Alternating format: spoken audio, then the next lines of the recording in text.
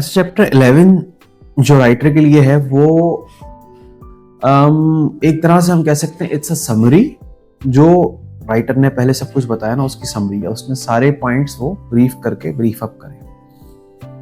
और राइटर एक ना बड़ी इमोशनल इस चैप्टर को राइटर ने एक बड़ा ही ना इमोशनल हेडिंग दी है। वो मैंने अब देखा है, अपने पेरेंट्स में ये चीज़ नोटिस करी है कि अब हम बड़े हो गए, हमारी लाइफ अपनी फैमिली से हम सब बिजी हैं। तो जो पेरेंट्स का बच्चों के साथ बचपन में कनेक्शन होता है ना, वो बड़े होकर नहीं होता। तो इवेंचुअली ना it's just the husband and the wife. In the long run आपके जो बच्चे छोटे होते हैं, you give them time, you help them grow, you teach them, you try to make them strong enough to face this world, but in the end it's just you and your wife. तो writer इस chapter का नाम यही देती है, eventually know that eventually it's going to be just the two of you again. Finally आप दो ही एक साथ होंगे। Well unless another recession hits, well unless आपकी एक और रिसेशन आ जाए और आपके जो ना, क्योंकि यूएस मतलब ये यूरोपियन और वेस्टर्न बैकग्राउंड के साथ है, अनलेस एक और रिसेशन है और आपके बच्चे आपके साथ वापस रहना शुरू हो जाए। खैर, इस चैप्टर में मैंने कुछ मोटे मोटे ना सेट्स बनाए कि ये मोटी मोटी डिस्कशंस हैं। उससे पहला डिस्कशन है कि आप क्रॉस फायर को अवॉइड कैसे करें, हस्बैंड वाइफ आपस में लड़ाइयों को मिनिमाइज कैसे करें। तो एक बात जरूर ज़हन में रखें, हम ये डिस्कस करें ये कम कैसे हो सकती है, वो तो सेकंड बात है। पहली बात ये डिस्कस करें कि डेली बेसिस पे क्रॉस फायर जो है ना, this is not a healthy thing, it is not good for you physically and mentally. Plus daily basis पे लड़ाइयाँ झड़ाइयाँ वगैरह ये बाकी चीज़ों में ना ये फैलती हैं। अगर डेली बेसिस पे हो रही हैं तो they will if not resolved, they will increase over time. The key thing is you try to resolve them. If you do not resolve them, they will lead to growing dissatisfaction in your marriage, and it may eventually lead to separation. So keep that in mind. अब ये बात मद्देनजर रखते हुए हम कम कैसे करें? पहली बात, your husband cannot read your mind, and wife cannot read husband's mind. Be clear what you want. Secondly, आप अपने आप को विक्टिम शो करना खत्म कर दें। राइटर फीमेल है, वो फीमेल के पॉइंट ऑफ व्यू से लिख रही है, मैं अपने आप को विक्टिम करती थी, ये हो गया वो हो गया। चेंज योर मेंटालिटी क्या, ईदर अगर आपको कोई चीज पसंद नहीं है तो either change it, leave it और embrace it. If you can not leave it, own it. इसका मतलब क्या, भाई एक चीज आपको पसंद नहीं है, आपके हस्बैंड में कोई एक आदत है वो आपको नहीं पसंद, तो या तो उसको आप चेंज करवा लें, सही है, या उसको एक्सेप्ट कर लें, या उसको कंप्लीटली इग्नोर करना सीख लें। बेसिकली कंप्लीटली इग्नोर करना, एक्सेप्ट करना एक ही बात है।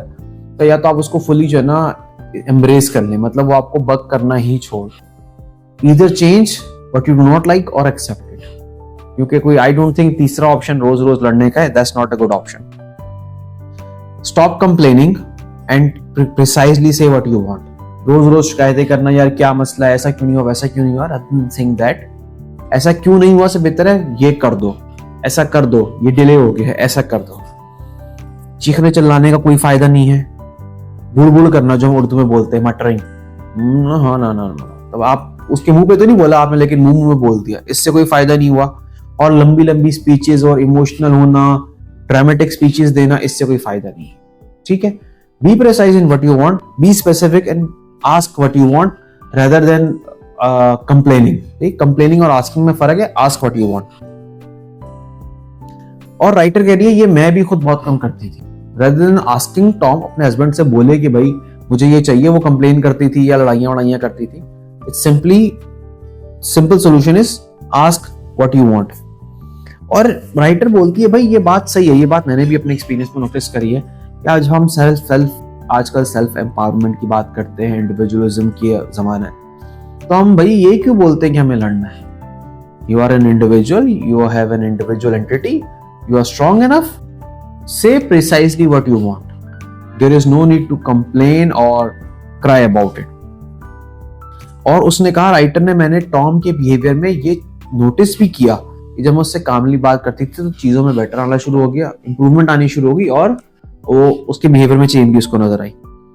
फिर अगर एक फाइट हो रही है, एक फाइट ब्रीविंग है, मतलब एक होने वाली है, तो यूज विद आई स्टेटमेंट्स, आई करके बात करें, सामने वाले पे कंप्लेन ना करेंगे तुम से आई मुझे ये फील हो रहा है। आप अपने इमोशन से फोकस करें rather than सामने वाले के इमोशंस पे। अपने इमोशंस पे फोकस करने का बेनिफिट क्या है? पहला बेनिफिट तो भाई ये है कि सामने वाला डिफेंसिव पोजीशन पे नहीं जाता। आप बोलो तुम्हें गुस्सा आ रहा है तो वो फौरन डिफेंसिव पोजीशन में लग जाएगा। अगर आप आई पे रहोगे तो सामने वाला भी मजीद डिफेंसिव या मजीद जज्बाती पोजीशन में नहीं आएगा। फिर आपको, अगर आप अपने इमोशंस की बात करो आई करके, आपको अपने इमोशंस को इनचेक करने का भी मौका मिलेगा कि यार मैं तो जज्बाती नहीं हो रहा या हो रही, या मैं तो गुस्से में कुछ नहीं कह रहा। देखें, अल्टीमेटली मैरिज का if not always but mostly जो रिजल्ट होता है वो बच्चे होते हैं। If you are consistently fighting ना, fighting is not good for your kids, सही है। But if you fight fairly, make sense. If you solve conflict like adults, it makes perfect sense. So keep the target of resolving your issues in a mature way. अगर आपका family में एक consistent instability है, ये नहीं पता कभी भी लड़ाई हो सकती है और आउट ऑफ कंट्रोल हो सकती है, that is not good for your kids' future and it will leave them with scars that may not ever heal.